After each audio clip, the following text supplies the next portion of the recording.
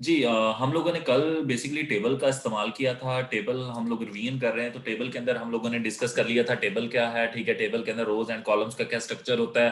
फिर उसके अंदर हम लोगों ने रीड किया था कि टेबल हेडिंग क्या चीज है, तो वो भी हम लोगों ने कल इंप्लीमेंट करके चेक कर लिया था। तो आज हम लोग बेसिकली नेक्स्ट टॉपिक की तरफ चलते हैं, वो है cell padding and cell spacing. तो cell padding and cell spacing है, उसके अंदर ये है कि हम लोग सेल्स के बिटवीन पे, अगर मैं आपको जनरली गाइड करूं कि दो सेल्स के बिटवीन जो स्पेस आती है उसको हम सेल स्पेसिंग कहते हैं, और सेल पैडिंग कहते हैं कि हमारे कंटेंट और बॉर्डर के दरमियान में जो स्पेस आ रही होती है उसको हम सेल पैडिंग कहते हैं। तो ये स्पेस को मेजर करने के लिए आप लोगों के पास सिंपल ये है कि आपने टेबल के अंदर सेल पैडिंग और सेल स्पेसिंग एंटर कर देनी है, जिससे आपके पास ये शो हो जाएगा। ठीक है, क्योंकि आपका जो बॉर्डर डिजाइन हो रहा होता है वो सेल्स उनके बॉर्डर के अंदर अगर हमने ये डबल लाइन आ रही होती है, तो इन दो ये बेसिकली यहां से हमें पता चलता है ये मेरा सेल है, तो सेल के दो सेल्स के बिटवीन कितनी स्पेस आ रही है वो हमारे पास सेल स्पेसिंग है। और सेल पैडिंग है कि हमारे सेल और उसके अंदर लिखे जाने वाले कंटेंट के बिटवीन जो गैप है वो सेल पैडिंग है। तो आप उनको इन एट्रीब्यूट्स को टेबल स्टार टैग के अंदर अगर ऐड कर दे तो वो आपके पास इंप्लीमेंट हो जाती है। देन सेल पैडिंग और सेल स्पेसिंग के बाद हमारे पास row span and col span. इसके लिए मैं आप लोगों को जनरल एग्जांपल देता हूं कि एमएस वर्ड के अंदर हम लोग अगर मैं एक टेबल ड्रॉ कर लेता हूं ताकि आप लोगों को मैं समझा सकूं। फॉर एग्जांपल हम लोग अगर टेबल देखते हैं कोई, उसके अंदर कोई सेल हमारे पास मर्ज होते हैं। ठीक है, जिन मर्जेस के अंदर हम लोग कोई डिफरेंट वर्किंग डिजाइन कर रहे होते हैं।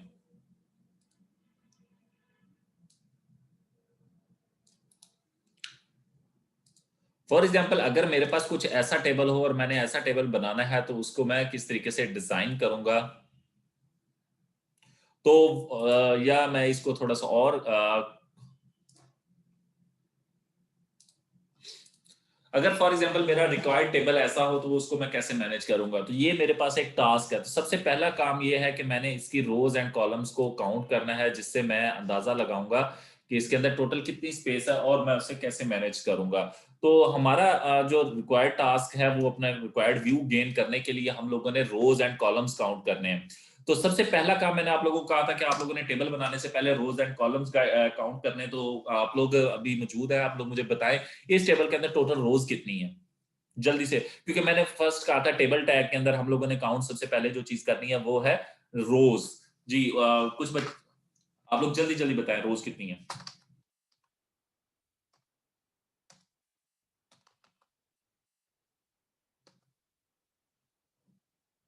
जी सब बच्चों ने आंसर ठीक दिए जी। इसके अंदर रोज कितनी है? 4 हैं।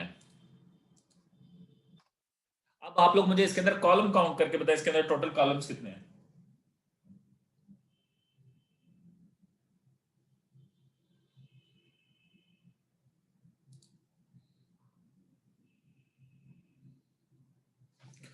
5। मोस्टली बच्चों का आंसर सही है जी।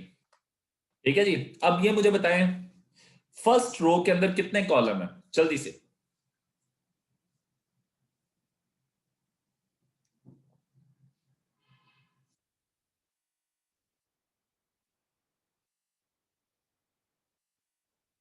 फर्स्ट रो के अंदर कितने कॉलम है, जल्दी से मुझे बताएं।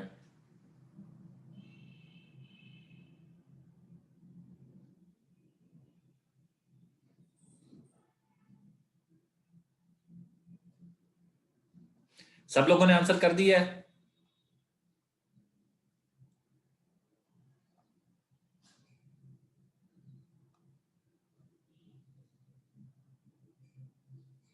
जिन लोगों ने आंसर किया है 3 वो ठीक है, जिन लोगों ने 2 किया वो गलत है। वो समझ रहे हैं कि ये दो सेल ही हमारे पास फर्स्ट कॉलम के हैं या ये दो हैं। नहीं, इसके अंदर 3 हैं। ठीक है, 1 2 और 3। ये फर्स्ट रो का है। इसने क्या किया हुआ है, रोज के अंदर दो रोज की स्पेस ली हुई है। ठीक है, इसलिए हम लोग इसको ड्रॉप नहीं कर सकते। तो आंसर इसका क्या है कि फर्स्ट रो के अंदर हमारे पास 3 कॉलम है। 1 जिनके अंदर मैंने लिख दी है वो बेसिकली फर्स्ट रो के ही कॉलम है। सेकंड रो के अंदर कितने कॉलम है, जल्दी से बताएं मुझे।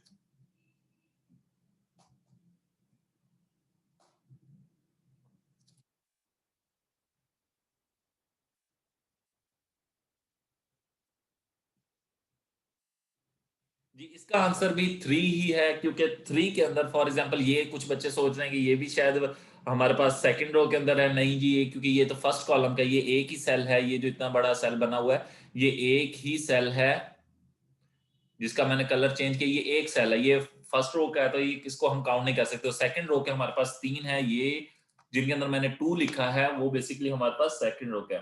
अब मुझे बताएं जी थर्ड के कितने हैं जी।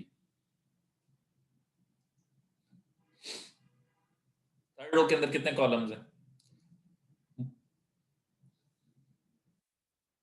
जी बिल्कुल ठीक है, सब बच्चों का आंसर थर्ड का है, क्योंकि ये 3 थर्ड के हैं, और ये जो नीचे हमारे पास तक जा रहे हैं ये तो हमारे पास सेकंड के, तो इसलिए हम इन्हें काउंट नहीं करेंगे।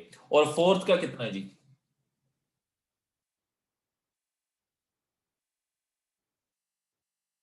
फोर्थ का 1 ही है। ठीक है जी, अब हम इसको प्रैक्टिकली इंप्लीमेंट करके देखते हैं जी। तो हमने ये रिक्वायर्ड व्यू बनाना है, तो उसके लिए हम करेंगे क्या कि हम लोग अपने कोड में जाएंगे। कोड में जाके मैं प्रीवियस जो मेरे पास टेबल का टैग खड़ा था मैं इसको रिमूव कर रहा हूं।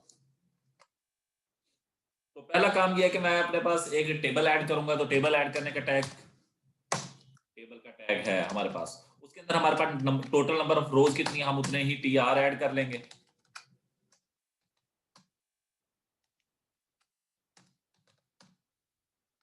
हमारे पास 4 टेबल रोज थी, तो हमने टी आर के 4 टैग ऐड कर दिए। फर्स्ट रो के अंदर हमारे पास कितने थे? 3, तो हम 3 टीडी के टैग ऐड करेंगे। आप लोग अपने पास रजिस्टर रखा करें ताकि आप लोग इस चीज को नोट किया करें। ठीक है, और ये व्यू अपने पास मैनुअली बेसिक बना लिया करें। सेकंड रो के अंदर हमारे पास कितने थे?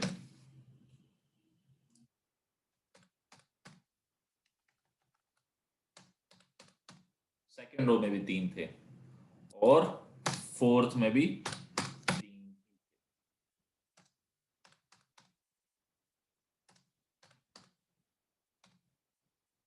और फिफ्थ तो सॉरी फोर्थ में कितने जी? एक है। थर्ड में 3 थे। अच्छा जी, अब हम लोग इसकी वर्किंग की तरफ आते हैं। मैं ऐसा करता हूँ, पहले ना टेबल को विड्थ दे लेता हूँ, बॉर्डर भी शो कर लेता हूँ। बॉर्डर इक्वल डबल कोट्स में 1 कर देते हैं, और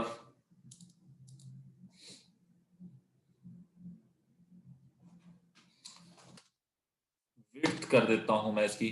मैं विड्थ का एट्रीब्यूट यूज कर रहा हूं, बट आप लोगों ने विड्थ का एट्रीब्यूट नहीं यूज करना। आप लोग सीएसएस के जरिए हमेशा विड्थ देना। तो अभी हमने क्योंकि रिवीजन में सीएसएस यूज नहीं किया, इसलिए मैं सीएसएस अप्लाई नहीं कर रहा हूं। तो मैं इसकी विड्थ दे देता हूं जी, फॉर एग्जांपल 800। कुछ आपको मैं इसका व्यू दिखा देता हूं जी। ये व्यू बन रहा है। क्यों? अभी मैंने इसके ऊपर रो स्पेस और हाइट में भी अप्लाई कर देता हूं, ताकि आपको क्लियरली व्यू दिखे। बाकी हम कोड के जरिए हाइट भी इसके ऊपर अप्लाई कर देते हैं।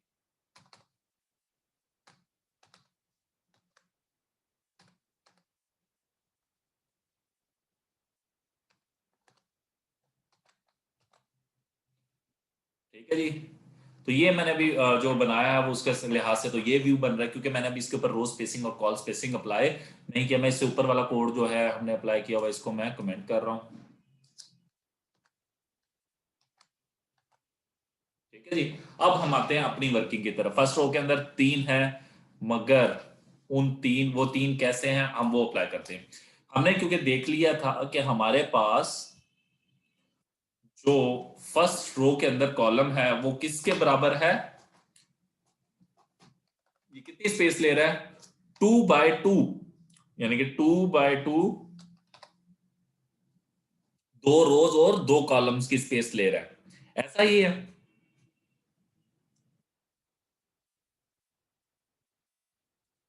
तो इसका मतलब है किसी चीज को, हाँ, 2 रोज और 2 कॉलम की स्पेस ले रहा है, तो मैं इसे कहूंगा कि मेरा फर्स्ट सेल जो है कॉल स्पैन का एक एट्रीब्यूट है जो कि कॉलम्स की स्पेस के लिए है। तो मैं इसे कहूंगा col span 2 and row span 2। फिर उसके बाद मैं इस रो को भी नहीं देखूंगा, मैं आगे दूसरी रो की अब जो दूसरा सेल है वो कितनी स्पेस ले रहा है? वो बेचारा 1 रो एंड 1 कॉलम की स्पेस ले रहा है, तो उसको मैं ऐसे कुछ भी नहीं कहूंगा, यानी कि आम नॉर्मल स्पेस है। तो 1 बाय 1 का, तो इसको कोई भी हमें कहने की जरूरत ही नहीं है। और जो उससे अगला सेल है वो 1 रो एंड 2 कॉलम्स की स्पेस ले रहा है, तो इसका मतलब है 5 पूरे हो गए कॉलम्स, 2 1 2 5 कॉलम पूरे हो चुके हैं। तो मैं इसको क्या कहूंगा, इसको मैं सेकंड को कुछ भी नहीं कहूंगा और थर्ड में जाके लिखूंगा रो स्पैन, क्योंकि बाय डिफॉल्ट एक रो उसके पास मौजूद होती है, तो रो तो वो एक ही ले रहा है, कॉलम्स की स्पेस वो ज्यादा ले रहा है, तो मैं कॉल स्पैन 2 कर दूंगा। तो मैं काउंट करता हूं, 2 कॉलम, 1 कॉलम और 2, ये कितने हो गए टोटल 5। तो मेरे टोटल कॉलम्स कितने थे, 5 थे, वो कंप्लीट हो चुके हैं। मैं इसको कंट्रोल सेव और इसका व्यू देखता हूं जी। ओके, इसने ठीक मैनेज कर लिया। ये देखें जी, 2 बाय 2 का, 1 और 1 बाय 2 का। अब जाते हैं हम अगली रो की तरफ। पहली रो मेरी बिल्कुल ठीक बन चुकी है। अब मैं अपनी दूसरी रो को देखता हूं।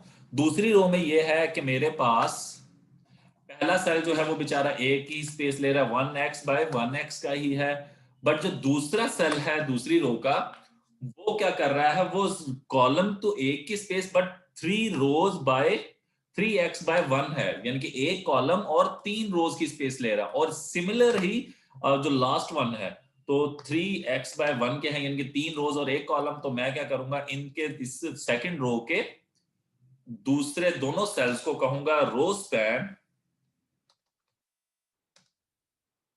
3।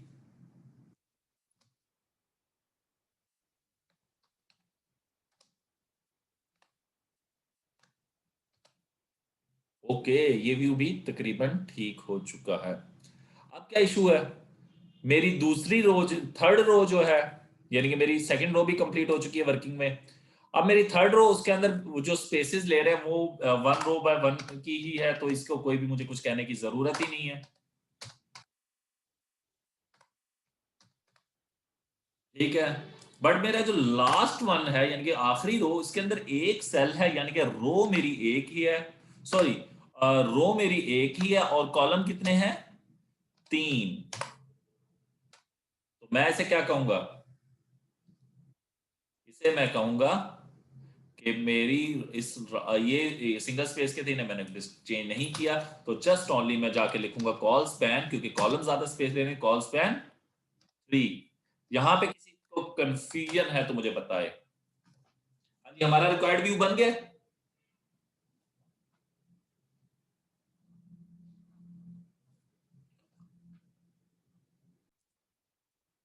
जी, मैंने कोड के अंदर एक बीजी कलर का एट्रीब्यूट ऐड किया है, उसके अंदर मैंने लिखा बीजी इक्वल डबल कोट्स के अंदर ब्लू, तो उसने ब्लू कलर का बैकग्राउंड इंप्लीमेंट कर दिया है।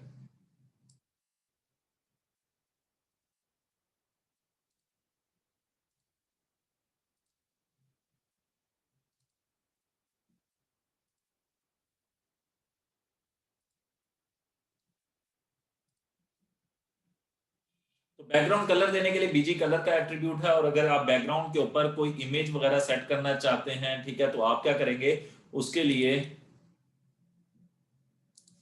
यहाँ पे बैकग्राउंड इक्वल डबल कोट्स में इमेज का पाथ। अब कुछ बच्चों ने कल मुझसे लास्ट क्वेश्चन किया था कि सर बैकग्राउंड इमेज का पाथ कैसे हम अटैच करते हैं, तो वो मैं आपको बता दूं।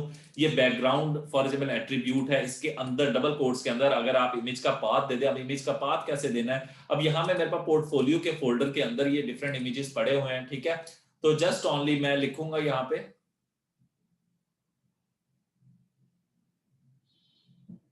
इनकी कोई सीक्वेंस नहीं होता, आप जैसे मर्जी सीक्वेंस में लिखने से कोई प्रॉब्लम नहीं आता। आप लोग सीक्वेंस का कोई इसका नहीं होता, आप जैसे मर्जी लिखे, हाइड पहले लिख ले जो भी, बट जो एट्रीब्यूट लिखेंगे वही वर्क करेगा। तो मैं यहाँ पे लिख देता हूँ पोर्ट फोलियो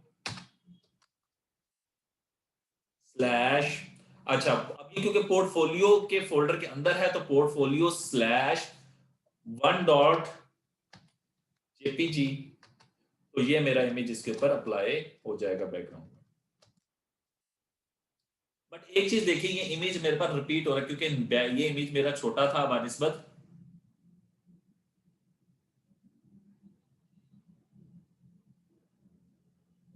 इमेज का पाथ किस तरीके से आप कॉपी पेस्ट की बात कर रहे हैं बच्चे, कॉपी पेस्ट आप ये वाली बात कर रही हैं यहां से यूआरएल बार से।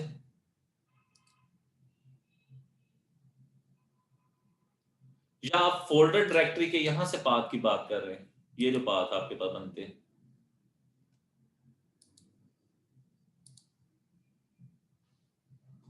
अच्छा, अगर कभी भी पाथ का मैं थोड़ा सा गेन गाइड कर देता हूँ, आप लोग कभी भी वेब का प्रोजेक्ट बनाते हैं जो, आप लोग उसी के अकॉर्डिंगली अपने पास पाथ वगैरह सेलेक्ट किया करें। ये नहीं किया करें कि आप लोग रैंडम पाथ अपने पास अप्लाई करते हैं, ठीक है। आप अपनी फाइल्स के अकॉर्डिंगली लगाएंगे, ठीक है। तो फॉर एग्जांपल ये देखें, एक मैंने ये असाइनमेंट का फोल्डर था, उसके अंदर एक सीएसएस वेब का, जब भी आपने, नहीं इस तरीके से नहीं होता बेटा, उसका पाथ हमने लिखना होता है मेन। हमेशा इमेजेस के लिए आप लोग करेंगे कि इमेजेस का एक फोल्डर रखें, उसके अंदर उस फोल्डर का नाम, ठीक है, अपनी फाइल के साथ, और रिलेटिव टू फाइल होना चाहिए। पाथ के ऊपर मैंने एक आप लोगों के लिए स्पेशल वीडियो मैं बना के शेयर कर दूंगा, या आप लोगों को मैं थोड़ा सा गाइड कर देता हूं अभी। फॉर एग्जाम्पल मैं वर्क कर रहा हूं, मेरी जो फाइल है HTML की, ये अभी तो पड़ी हुई है, ये revian.html, ठीक है, revise.html, सॉरी, ठीक है।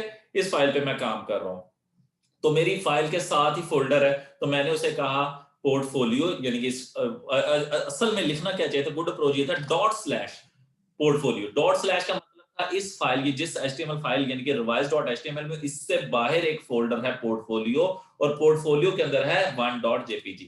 इन केस अगर सपोज दैट, अगर मेरी फाइल पड़ी होती जेएस के फोल्डर के अंदर, तो फिर मैं क्या लिखता, मैं लिखता डॉट स्लैश इस फाइल से बाहर डबल डॉट स्लैश जेएस के फोल्डर के बाहर एक फोल्डर पड़ा हुआ है पोर्टफोलियो, और उसके अंदर जाए। तो ये आप लोगों ने इसके ऊपर जरा फोकस करना है, ठीक है, कि हमें पाथ कैसे लिखना है। अगर किसी को कोई कंफ्यूजन हो तो वो मुझसे डिस्कस करे, मैं इंशाल्लाह उसे गाइड करूंगा। ये पाथ की मिस्टेक ही मोस्टली आती है हमारे पास, और रिलेटिव पाथ होना चाहिए, ठीक है। इसके ऊपर मैंने काफी ब्रीफली गाइड किया था जब हम लोगों ने इमेजेस वगैरह प्रीवियस क्लास में डिस्कस किए थे, क्योंकि अब रिवीजन कर रहे हैं तो हम इतना ज्यादा टाइम इस पे अप्लाई नहीं कर सकते, ठीक है। अब देखें, ये इमेजेस के अगर साइज छोटा होता है तो क्या हो रहा है, इमेज रिपीट हो रहा है, ये देख रहे हैं बैकग्राउंड रिपीट हो रहा है,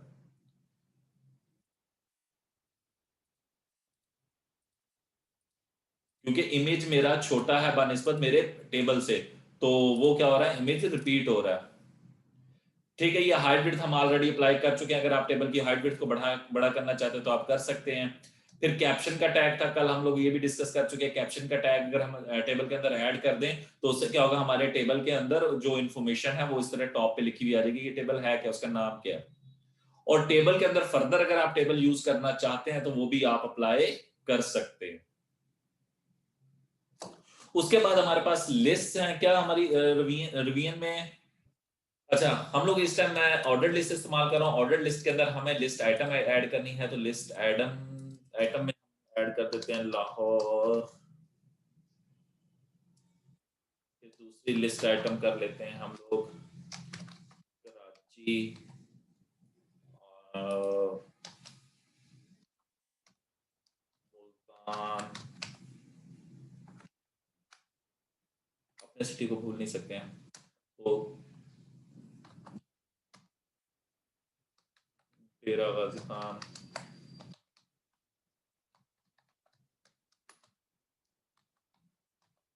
इन शॉर्ट डीजी खान जिसे कहते हैं। अच्छा जी, अगर ये आप लोगों को बैकग्राउंड इमेज में रिमूव कर रहा हूँ ताकि आप लोगों को क्लियरली दिखाई दे,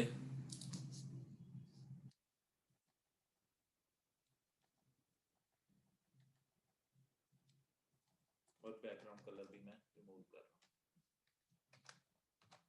हूँ, ठीक है। तो ये देखें जी, हमारे पास लिस्ट अप्लाइड है, ठीक है। तो जिसकी वजह से हमारे पास व्यू में थोड़ा सा प्रॉब्लम आया, क्योंकि उसने स्पेस ज्यादा ले रही है लिस्ट। हाँ, वो इश्यूज नहीं है, ठीक है, उसको हम के जरिए मैनेज कर लेंगे। अच्छा, तो पहली चीज है, मैंने लिस्ट अप्लाई किया, ऑर्डर, ठीक है। तो क्योंकि उनके अंदर कंटेंट नहीं है तो उसने उसे पुश कर दिया, अगर उनमें भी कंटेंट्स होते तो वो इसको मैनेज ऑटोमेटिकली कर लेती। अच्छा, तो अब हमारे पास ये लिस्ट है, ये हमारे पास ऑर्डर्ड है। अब ऑर्डर्ड के अंदर ये होता है कि हमारे पास ऑर्डर्स कौन कौन से हैं, या तो हमारे पास 1 2 3 बाय डिफॉल्ट ही जो होता है 1 2 3 होता है। उसके लिए ये है कि आप स्टार्ट के अंदर अगर इसकी टाइप का एक एट्रीब्यूट है वो ऐड कर दें।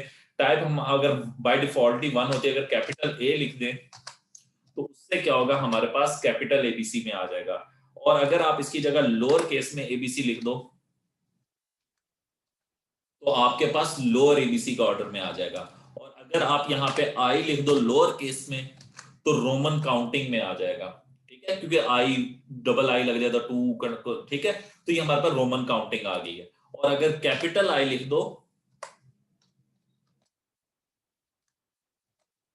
तो ये कैपिटल है। तो ये बाय डिफॉल्ट ही कुछ इसके अंदर जो मौजूद है। उसके अलावा आप लोग अगर सीएसएस की हेल्प से इन्हें अरेबिक काउंटिंग और उनकी तरफ भी ले जा सकते हो। फिर उसके बाद ये हो गया हमारे पास ऑर्डर की। अगर मैं इसी ओएल को यूएल में चेंज कर दूं अनऑर्डर्ड लिस्ट में, तो ये मेरे पास अनऑर्डर्ड में क्या हो गया, कोई सीक्वेंस नहीं, कोई न्यूमेरिक नहीं है। ठीक है, वो हमारे पास सीक्वेंस हो जाता है कि हर लिस्ट आइटम का कोई ना कोई नंबर या कोई कैरेक्टर उसको लग जाता है। ठीक है, अनऑर्डर्ड में क्या होगा, बाय डिफॉल्ट ये सर्कल हमारे पास आ जाता है। और अगर मैं इसको चेंज करके इसकी टाइप अगर चेंज करूं, तो मैं इसको दे सकता हूं स्क्वेयर। तो उससे क्या होगा, आपको मैं जूम करके दिखा दूं, ये प्रॉपरली स्क्वायर बन चुका है। बाय डिफॉल्ट क्या होता है, डॉट होता है, यानी कि, या ये जूम पे ही रहने देते हैं हम ताकि इसको देख सकें वाजे। फिर उसके बाद स्क्वायर की जगह डिस्क है हमारे पास,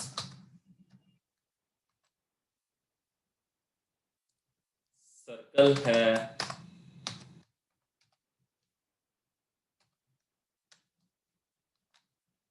ठीक है, तो ये हमारे पास कुछ बाय। और अगर आप अपनी मर्जी से कोई और लगाना चाहें, ठीक है, कस्टम कोई लगाना चाहें, ठीक है, कोई इमेज लगाना चाहें, तो वो भी आप लगा सकते हैं, कोई लाजमी नहीं होता। ठीक है, तो ये डिफरेंट स्टाइल्स हमारे पास मौजूद हैं, हमने लास्ट क्लास में भी अप्लाई किए थे।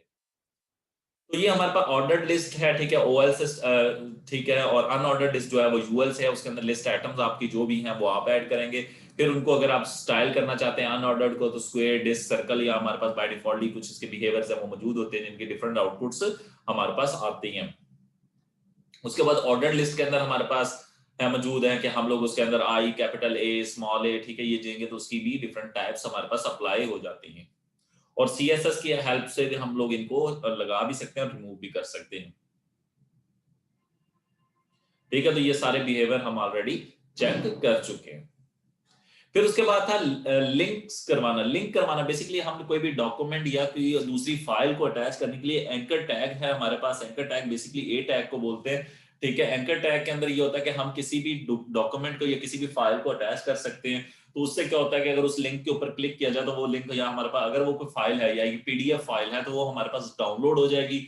और अगर वो हमारे पास, मैं देखता हूँ अगर मेरे पास कोई देता हूँ। ठीक है, अगर फॉर एग्जांपल मैं इसके अंदर मैंने एंकर टैग यूज किया, उसमें मैंने एक वेबसाइट और जो कि ऑनलाइन है उस वेबसाइट का पाथ दे दूं, किसी और वेबसाइट के ऊपर मैं नेविगेशन करवाना चाहता हूँ क्लिक के ऊपर, तो मैं अगर इसके ऊपर क्लिक करता हूँ तो वो वेबसाइट ओपन हो जाएगी। और अगर मैं यहाँ पे अपनी ही फाइल के किसी डॉक्यूमेंट का नाम दे देता हूँ, फॉर एग्जाम्पल मैं एक index dot H T M L की फाइल का मैंने पाथ दिया है, तो अब क्या होगा कि मैं इसके ऊपर क्लिक करूंगा तो वो मेरी index dot H T M L की फाइल ओपन हो जाएगी, जो कि कल हमने एज असाइनमेंट बनाई थी। ठीक है, तो हम किसी और पेज के ऊपर नेविगेशन करवा सकते हैं। तो ये हमारे पास डिफरेंट वर्किंग है कि हम अपनी फाइल को अटैच करना चाहते हैं या हम किसी और वेबसाइट को अटैच करना चाहते हैं। फिर इसके कुछ एट्रीब्यूट्स हैं टारगेट के, वो आप लोगों को मैं अप्लाई करके दिखा देता हूँ। एंकर टैग के अंदर एक टारगेट का एट्रीब्यूट है जो कि हम अप्लाई करेंगे।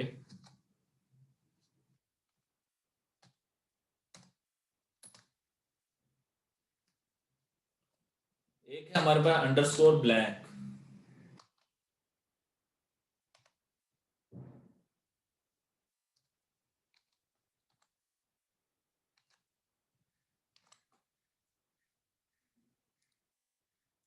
आप लोगों ने गौर किया है, ये मेरा वो वेब पेज है, इसके ऊपर मैं क्लिक करता हूँ, अगले टैब में उसको खोलता है। अगर मैं वहां पे यानी कि टारगेट अंडरस्कोर ब्लैंक कर दूंगा, वो क्या करेगा, उसे अगले टैब में ओपन करवाएगा।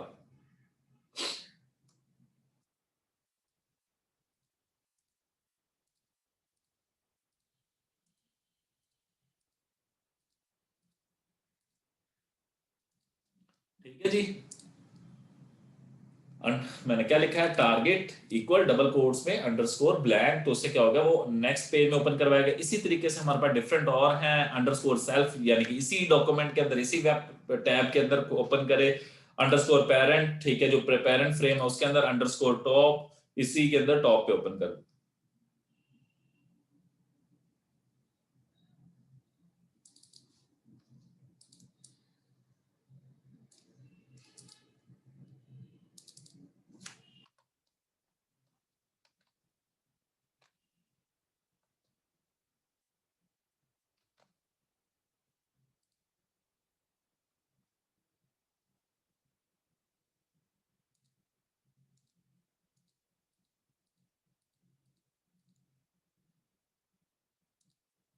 तो ये हमारे पास डिफरेंट एट्रीब्यूट्स है जो आप अप्लाई कर सकते हैं, ये उसकी एग्जांपल भी उन्होंने अप्लाई की हुई है। फिर उसके बाद डाउनलोडिंग के लिए अगर आप किसी पीडीएफ का उसको लिंक दे देंगे तो उस फाइल को या तो ओपन कर देगा या उसको आपको फिजिकली डाउनलोड करवा देगा, ये भी ऑलरेडी हम इंप्लीमेंट कर चुके हैं। उसके बाद आप लोगों के पास है इमेज का लिंक करवाना है, तो इमेज लिंक के ऊपर भी हम लोग कर चुके हैं कि अगर आप किसी भी इमेज के अराउंड में एंकर टैग लगा दें, फॉर एग्जाम्पल मैंने एक इमेज ये लगाया हुआ है, किसी इमेज के क्लिक करने के ऊपर हमने कहीं पे नेविगेशन करें, यानी कि टेक्स्ट ना हो तो हमारे पास इमेज हो जिसके क्लिक करने पे वो हमें किसी और वेबसाइट पे ले जाए।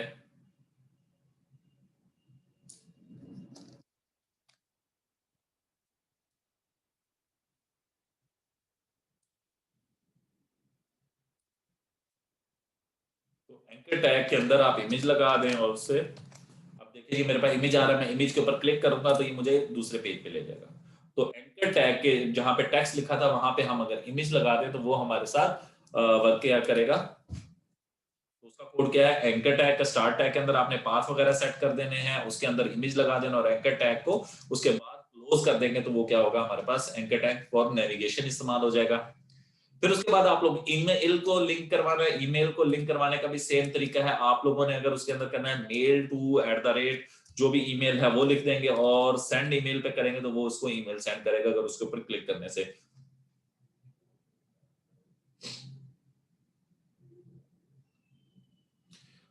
फिर उसके बाद हमने दो टैग्स डिस्कस किए थे, डिव एंड स्पैन। कुछ लोगों ने मुझे बाद में कहा था कि सर डिव एंड स्पैन को दोबारा गाइड कर दें। मैंने आप लोगों को कहा था कि दो तरह के हमारे पास बाय डिफॉल्टली टैग होते हैं, एक होते हैं इनलाइन टैग, एक होते हैं हमारे पास ब्लॉक, ठीक है, या ठीक है। इनलाइन क्या होता है कि हमारे पास उसकी एग्जांपल मैंने कुछ इस तरीके से शो की थी। यहां तक क्लियर है आप लोगों को? मैं अब इसको कमेंट कर दूं इस सारे कोड को।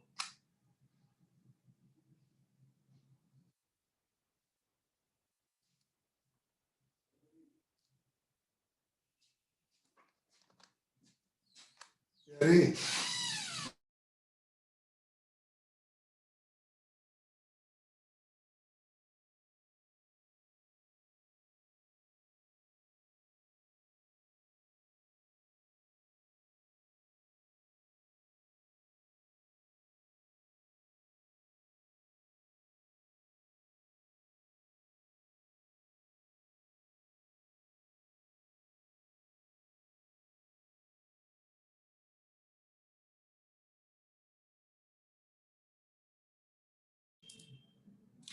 जी अब आप लोग ऐसा करें, नमाज ब्रेक कर लें, ठीक है, फिर हम नमाज ब्रेक के बाद ही कंटिन्यू करते हैं, ठीक है। बट आप लोगों की क्लास ज्वाइन ही रहनी।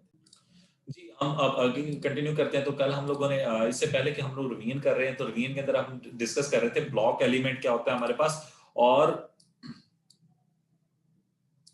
इनलाइन एलिमेंट क्या होता है। तो उसके लिए मैंने शॉर्टली ये बताया था आप लोगों को लास्ट क्लासेस में भी कि हम लोग अगर फॉर एग्जांपल एक मैं पैराग्राफ का टैग इंप्लीमेंट कर रहा हूं तो उसके अंदर अगर मैं कुछ लिखता हूं हेलो, अब मेरा टेक्स्ट थोड़ा सा ही है, ठीक है, ये मैंने इसकी टेक्स्ट इसका साइज इसलिए बढ़ा रहा है क्योंकि मैंने इसकी परसेंटेज 200% किया हुआ है, ये 100% कर दी है। अगर मैं आपको दिखाऊं तो ये मेरा टेक्स्ट तो थोड़ा सा है, मगर अगर मैं दो पैराग्राफ ऐड कर दूं हेलो हेलो के तो होगा क्या, ब्लॉक एलिमेंट क्या करता है, उस मुकम्मल लाइन की स्पेस लेता है एज लाइक अ पैराग्राफ। ये देख रहे हैं एक लाइन में हेलो तो अगली सारी स्पेस वेस्ट हो रही है, तो इट्स मीन ये ब्लॉक एलिमेंट है। ब्लॉक एलिमेंट के अंदर बेशक कंटेंट लाइन से कम क्यों ना हो, वो मुकम्मल लाइन की स्पेस लेता है, इसलिए इसे ब्लॉक एलिमेंट बोला जाता है, ठीक है। फिर इसी तरह से हमारे पास कुछ इनलाइन एलिमेंट हैं, ठीक है। और आप अगर इसके पैराग्राफ की जगह अगर मैं आपको बताऊं, एक जनरल दो टैग HTML5 में इंट्रोड्यूस करवाए थे, एक div है, ठीक है, ये ब्लॉक एलिमेंट है। अगर दो मैं ये देखें हेलो का एक ऐड किया, और ठीक है, और दो स्पैन, एक स्पैन का टैग है, ये इनलाइन एलिमेंट है।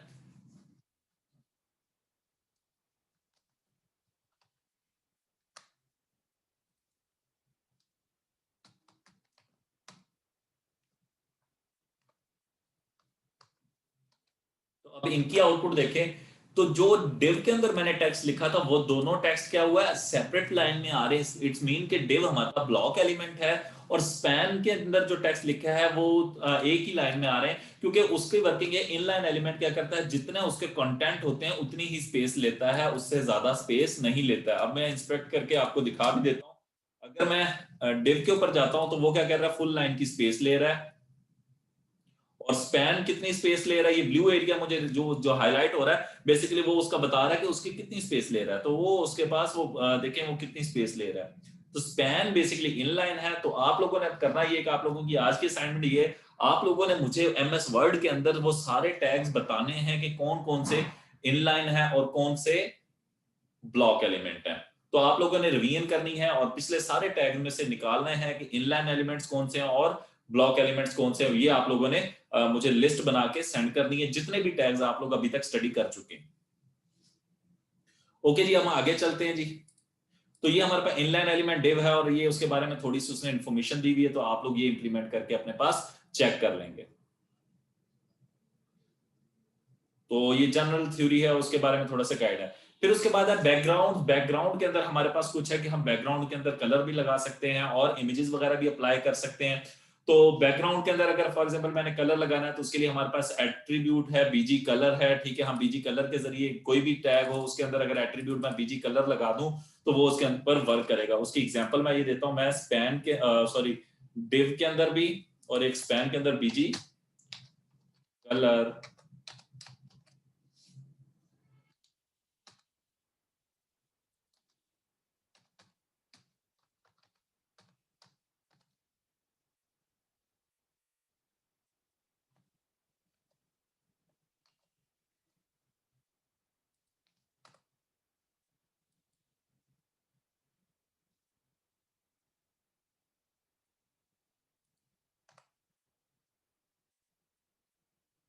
जी फैजान।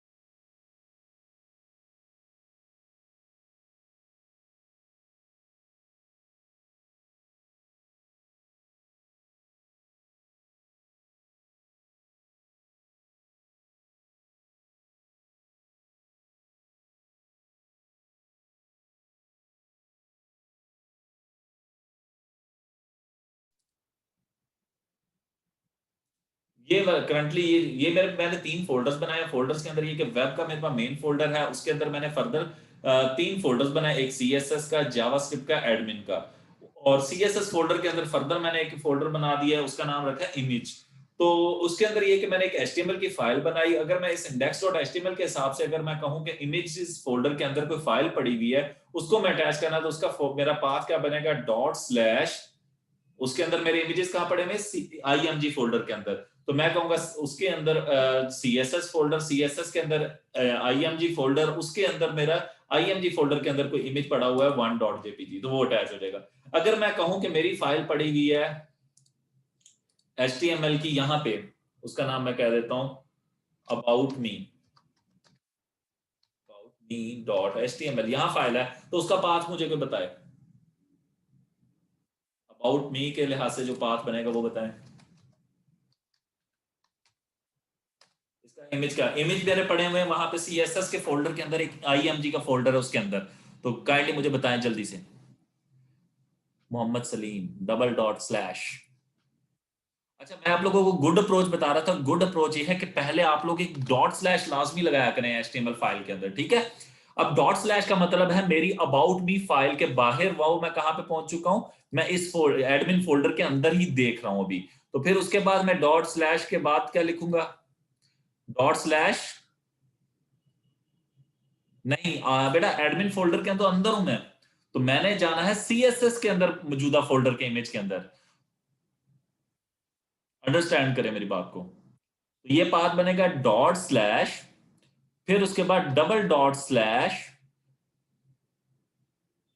मैं पहुंच चुका हूं कहां पे, एडमिन फोल्डर के बाहर। वहां पे मेरा फोल्डर क्या आएगा, CSS folder slash IMG folder slash, आगे मेरी इमेज की फाइल का नेम। मैं अगेन गाइड करने की कोशिश करता हूं आप लोगों को। For example 2.jpg। अब मैं आप लोगों को इसका समझाने के लिए ना, मैं यहाँ से फोल्डर स्ट्रक्चर्स का हेल्प लेता हूँ। अब आप लोगों को पता है कि ये जो फाइल है आप लोगों की, जो आप जिस वेब पे काम कर रहे हैं हम करंटली, वो कहाँ पे है, असाइनमेंट फोल्डर के अंदर, ठीक है। और इमेजेस कहाँ पड़े हुए हैं, पोर्टफोलियो के अंदर। पोर्टफोलियो के अंदर ये इमेजेस पड़े हुए हैं, ठीक है, 1.jpg, 2 डॉट, ठीक है, ये डिफरेंट इमेजेस पड़े हुए हैं। अगर मैं सपोज करो कि मेरी फाइल, मैं इस पे वर्क कर रहा हूं, तो जब मैंने इस फाइल के अंदर पोर्टफोलियो के अंदर जाना है इमेज को अटैच करवाने के लिए, तो मैंने क्या कोड लिखा, मैंने लिखना है डॉट स्लैश, यानी कि इस फाइल से बाहर आए, रिवाइज डॉट एचटीएमएल से वो फोकस बाहर आएगा। फिर उसके बाद वो जाएगा पोर्टफोलियो के अंदर इमेजेस हैं, तो लिखेगा पोर्टफोलियो स्लैश, यानी कि फोल्डर के अंदर जाने के लिए क्या होता है, फोल्डर का नाम आगे स्लैश, तो वो उस फोल्डर में चला गया। अब उसके अंदर मैंने जिस इमेज के साथ अटैच करना, मैं उसके लिए इमेज का एक टैग लगा लूं, तो बॉडी के बैकग्राउंड लगा लेते हैं हम लोग। बैकग्राउंड मैं लिखूंगा डॉट स्लैश। अब डॉट स्लैश मैंने लिखा, तो वो क्या मुझसे आगे पूछ रहा है कि किधर जाना है, मैं कहता हूं पोर्टफोलियो के फोल्डर के अंदर किस इमेज को, मैं कह देता हूं 3.jpg।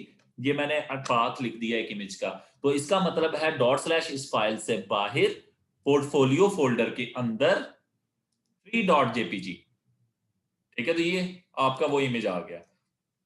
अगर मैं कहता हूं कि मेरे पास पोर्टफोलियो के अंदर एक और फोल्डर है, और फोल्डर का नाम कर देता हूं img 3.jpg, ठीक है। तो फिर मैं, मेरा पाथ क्या बनेगा, कंट्रोल स्लैश img स्लैश, तो ये मेरा करंटली पाथ होगा। इसको हम एग्जीक्यूट करके देखते हैं, ठीक है जी। बैकग्राउंड पे इमेज लग गया, ये मैंने बॉडी के बैकग्राउंड पे लगाया, तो उसने बॉडी के बैकग्राउंड पे फुल इमेज सेट कर दिया।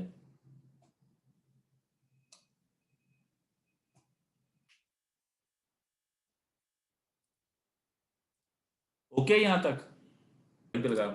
मैं लोकल वेरिएबल के आपको एग्जांपल एक कोड कर रहा हूं कि फॉर एग्जांपल मैंने एक फंक्शन के अंदर एक वेरिएबल बनाया, वॉर नेम इक्वल रामेश, ठीक है। अगर मैं किसी और फंक्शन के अंदर इसको प्रिंट करवाने की कोशिश करूं, फॉर एग्जांपल फंक्शन का नाम रख देता हूं फंक्शन माई वर्क आगे मैंने डू वर्क का एक फंक्शन बनाया था, मैंने माई वर्क का एक फंक्शन बनाया,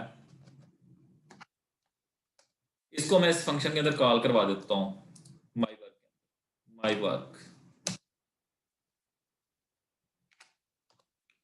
और यहां पे मैं इसको डॉक्यूमेंट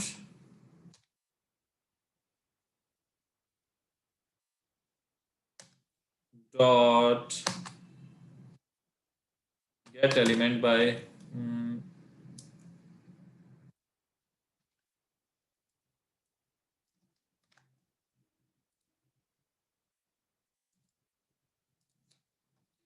यहां पे अगर मैं लिखता हूं नेम, नेम का वेरिएबल, अब मैंने इसको सेव किया, इस कोड को मैं चला,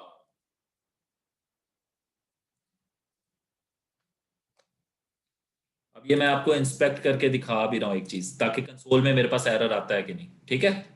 अब जैसे ही मैंने इसको शो टेक्स्ट पे क्लिक किया, उसने टेक्स्ट चला दिया, ठीक है। मैं रामिश प्रिंट नहीं हो सका, क्यों? मैं इसके ऊपर अब कंसोल में अपने जाता हूं फाइल के अंदर, सोर्स के अंदर, ये मेरी कोड जो जेएस है, मैं यहाँ पे ब्रेक पॉइंट लगा रहा हूँ, मैं यहाँ पे, मैंने लाइन तो ये चली है, वो नेम प्रिंट क्यों नहीं हुआ है?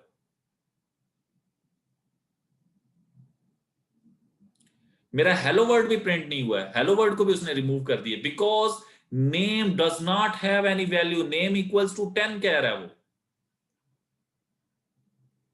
वो मिस्टेक कर रहा है।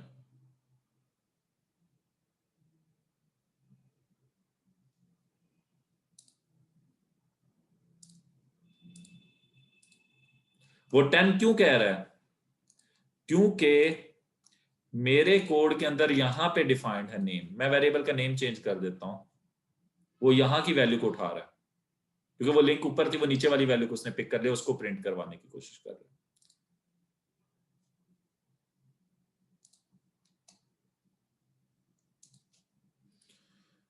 तो मैं इसकी एग्जांपल आपको कोड के अंदर मैं वेरिएबल का नाम रख देता हूं, स्टूडेंट कर देते हैं, या एस नेम कर देते हैं जी इसको।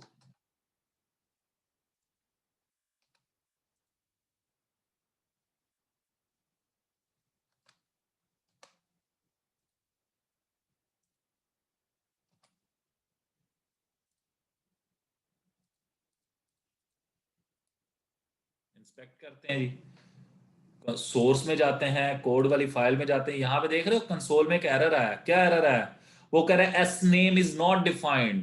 इसकी एग्जांपल मैं अब आप लोगों को समझाता हूं उसने क्यों एरर दे दिया।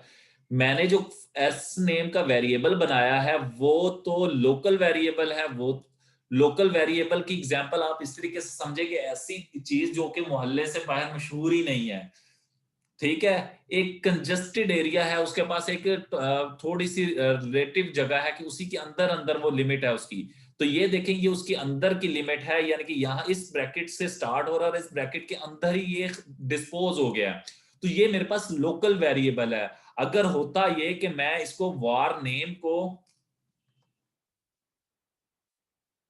डिक्लेयर कर देता ग्लोबली और वैल्यू इसको बाद में देता, यानी कि मैं कुछ यूं लिख देता, अब क्या होगा? अब कंप्यूटर को देखते हैं हम लोग, इसको एग्जीक्यूट करके चेक करते हैं। रामिश लिखा हुआ आ रहा है, क्यों? क्योंकि अब वो ग्लोबल वेरिएबल बन चुका है। Global variable means variable that exist in a outside of any function, ठीक है। वो बाहर अगर मैं डिक्लेयर करता हूं किसी फंक्शन को, किसी लिमिट के बगैर उसको मैं बनाता हूं, तो वो मेरे पास किसी फंक्शन से बाहर अगर डिक्लेयर किया गया है तो वो मेरे पास ग्लोबल है। ग्लोबल वेरिएबल को आप कहीं पे भी असेस कर सकते हो, किसी भी फंक्शन के अंदर यूज कर सकते हैं। मगर अगर ये लोकल वेरिएबल होता, यानी कि एक फंक्शन के अंदर बन रहा है जो फंक्शन जिसको कोई बाहर जानता ही नहीं है, तो वो क्या हो गया हमारे पास,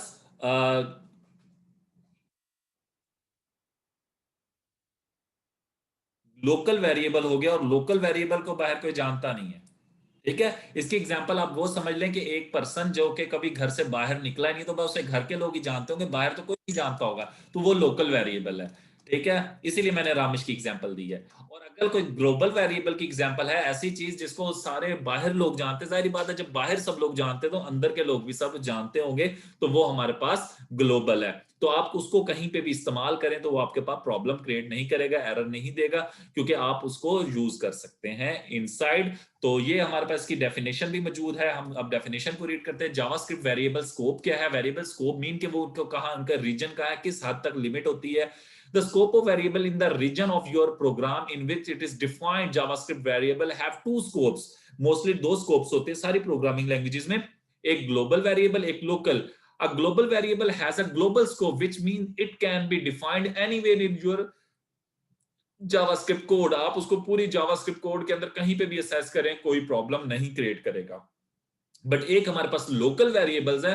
a local variable will be visible only with in function, यानी कि वो एक फंक्शन जिस लिमिट के अंदर है, एग्जिस्ट करता है, वो वहीं पे ही उसको जाना जाता है, बाहर उसे कोई नहीं जानता होगा, जिसकी वजह से क्या होगा, उसकी कोडिंग फंक्शनैलिटी हम लोग गेन नहीं कर सकते, बल्कि इवन कि उसे असेस करते हैं अगर, यानी कि अगर लोकल वेरिएबल है जो किसी फंक्शन के अंदर बना और उसको मैं आउटसाइड ऑफ द कोड अगर मैंने असेस किया तो मेरे पास कंसोल में भी एरर आया, तो ये मेरे पास प्रॉब्लम क्रिएट हो जाती है लोकल के अंदर। तो इन चीजों के लिए हम लोग local and global variable discuss करते हैं। फिर उसके बाद वेरिएबल नेम रखने के कुछ रूल्स हैं, ठीक है, रूल्स फॉर वेरिएबल कह लें, जावास्क्रिप्ट वेरिएबल नेम्स, ठीक है। तो आप वेरिएबल के नाम कैसे रखने चाहिए उसके बारे में है। While naming your variable in JavaScript की,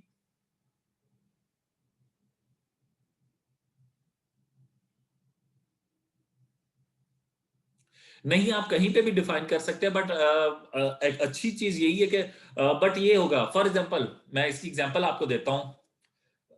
अगर जावास्क्रिप्ट की और लिहाज से, अगर आप फॉर एग्जांपल एक वेरिएबल लाइन नंबर 10 पे यूज कर रहे हो, ठीक है, और क्या आप उसको बनाओ नीचे जाके 15 पे, क्या उसका स्कोप होगा, वो ऊपर असेस हो सकेगा? एक जनरल क्वेश्चन है मेरा आपसे। प्रोग्रामिंग एग्जीक्यूशन जो होती है टॉप टू बॉटम, सो अगर वेरिएबल टॉप पे बना हुआ है तो आप उसे नीचे यूज कर सकते हैं, ऊपर यूज नहीं कर सकते। ये जावास्क्रिप्ट का रूल है, ठीक है। अब कुछ हम वेरिएबल नेम्स रूल्स को पढ़ लें, ठीक है। कुछ वेरिएबल का नाम रखते हुए आप लोगों के माइंड में रूल होना चाहिए, ठीक है, वो क्या है वो डिस्कस हम करते हैं। You should not use any JavaScript reserve words. Reserve words होते हैं कुछ हमारे पास, वो आगे हमारे पास लिस्ट आएगी। रिजर्व वर्ड उनका पहले से डिफाइंड कोई वर्किंग होती है, उनको हम एज अ वेरिएबल नेम इस्तेमाल नहीं कर सकते, ठीक है। तो वो हमारे पास उनका ऑलरेडी प्री डिफाइंड मीनिंग है, ठीक है, पर्पस है, उनको हम उन्हीं के स्पेसिफाइड वर्किंग के लिए तो यूज कर सकते हैं, अपनी वर्किंग के लिए यानी कि वेरिएबल नेम के तौर के हम लोग उनको इस्तेमाल नहीं कर सकते। इन्हें रिजर्व वर्ड्स बोला जाता है, ठीक है, वो हम लोग आगे डिस्कस करते हैं, ठीक है। Like, break, Boolean.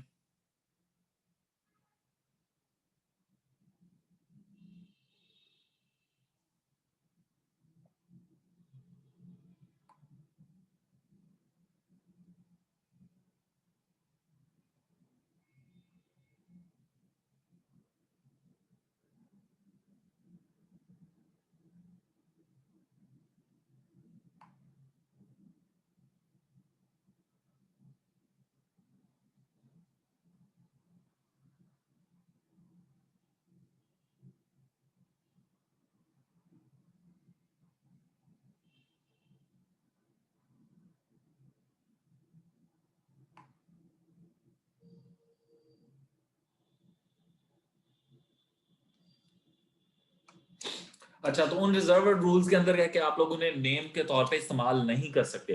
फिर दूसरी चीज ये है कि आप लोग वेरिएबल का कभी भी नाम रखते हुए स्टार्टिंग में न्यूमेरिक वैल्यू इस्तेमाल नहीं कर सकते, ये भी एक रूल है। फॉर एग्जांपल 1 2 3 टेस्ट, ये वेरिएबल नेम इनवैलिड है, ये आपको अलाउ नहीं है, आप नहीं रख सकते। आप लोग कभी भी वेरिएबल का नेम रखना है तो उसके लिए यह है कि आप लोग स्टार्ट में अंडरस्कोर लगा लें, वो आपके लिए अलाउ है, ठीक है। Underscore can be used in the start of variable और कैरेक्टर। तो आपके वेरिएबल का एक जनरल रूल है जो वेरिएबल नेमिंग का, कि आप लोग वेरिएबल का नाम रखते हुए हमेशा स्टार्ट के अंदर या अंडरस्कोर या अल्फाबेटिक कैरेक्टर इस्तेमाल कर सकते हैं, इसके अलावा कोई चीज यूज नहीं कर सकते। JavaScript variable should not start with the number 0 to 9. They must begin with a letter or underscore. For example, 1 2 3 test is an invalid variable, but underscore 1 2 3 test is a valid one. JavaScript variable names are case sensitive. For example, ये इसकी मैंने example आपको कल show भी की थी previous classes में, कि कैपिटल नेम, ये जो वेरिएबल है नेम और दूसरा नेम, दोनों है तो नेम, बट इनके अंदर क्या चीज डिफरेंस आ रही है, पहला जो नेम है उसका स्टार्टिंग एन जो है वो क्या है, कैपिटल में, और ये केस सेंसिटिव है, ठीक है, तो लोअर केस और अपर केस को वो अलग कंसीडर करता है। तो इसके लिए फिर ये है कि आप लोगों की स्पेलिंग जब बिल्कुल सेम हो और केस भी सेम हो, यानी कि लोअर केस में हो, तब वो सेम ही वेरिएबल को हिट करेगा, अदरवाइज वो हिट नहीं करता। तो आप लोग अगर केस सेंसिटिव लैंग्वेज है तो इसलिए वजह से कैपिटल में लिखे हुए वर्ड और लोअर केस में लिखे हुए वर्ड को वो अलग सेपरेटली डिस्कस करेगा। फिर कुछ रिजर्व वर्ड्स की लिस्ट आप लोगों के साथ ये शो है, ठीक है, इसके अंदर जावास्क्रिप्ट के रिजर्व वर्ड्स की आपके सामने लिस्ट अपीयर्ड, ठीक है। तो ये रिजर्व वर्ड्स के मैं पहले भी डिस्कस कर चुका हूं कि रिजर्व वर्ड्स किन्हें कहा जाता है। रिजर्व वर्ड ऐसे वर्ड्स जो पहले से डिफाइंड हो, जिनका पहले से प्री डिफाइंड मीनिंग हो, पर्पस हो, वो किस काम के लिए इस्तेमाल किए जाने हैं, ठीक है, तो उनको हम रिजर्व वर्ड्स कहेंगे। जी हाँ, अंडरस्कोर की हेल्प से आप कर सकते हैं, बट स्टार्ट में अंडरस्कोर आए या अल्फाबेटिक करेक्टर आए। फॉर एग्जाम्पल, हम रामेश का नाम रख रहे हैं तो हम 1 2 3 रामेश नहीं लिख सकते, हम लिखेंगे अंडरस्कोर 1 2 3 रामेश, या 0 रामेश, अंडरस्कोर 0 रामेश।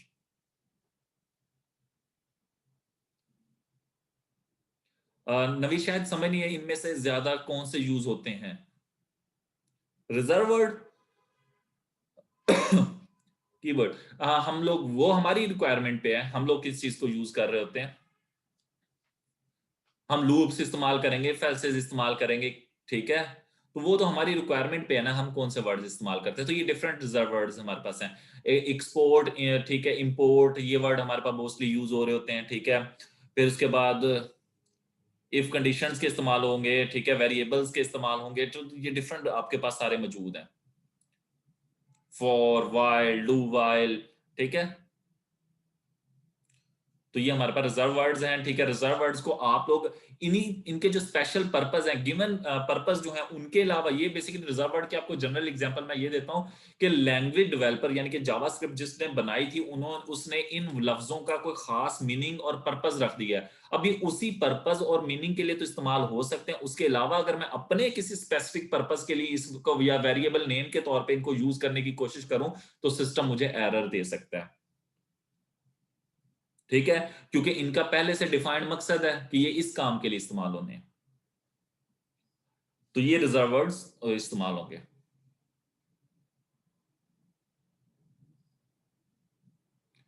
फिर उसके बाद हमारे पास आ जाते हैं ऑपरेटर्स। अच्छा, दो चीजें होती हैं हमारे पास। एक यहाँ पे एक्सप्रेशन की डिस्कशन नहीं है, तो मैं थोड़ा सा एक्सप्रेशन के बारे में थोड़ा सा डिस्कस पहले कर लूं, ताकि आप लोगों को एक्सप्रेशन का थोड़ा आइडिया हो जाए। एक्सप्रेशन क्या होते हैं, ऑपरेटर क्या होते हैं, और एक्सप्रेशन क्या होते हैं, अब वो उसकी तरफ मैं जाने वाला हूं, तो वो आप लोगों को मैं थोड़ा सा गाइड कर दूं। फॉर एग्जाम्पल, मैंने यहां पे एक लाइन लिखी, वॉर ए इक्वल्स 10, वॉर बी इक्वल्स 30, और यहां मैंने नीचे लिख दिया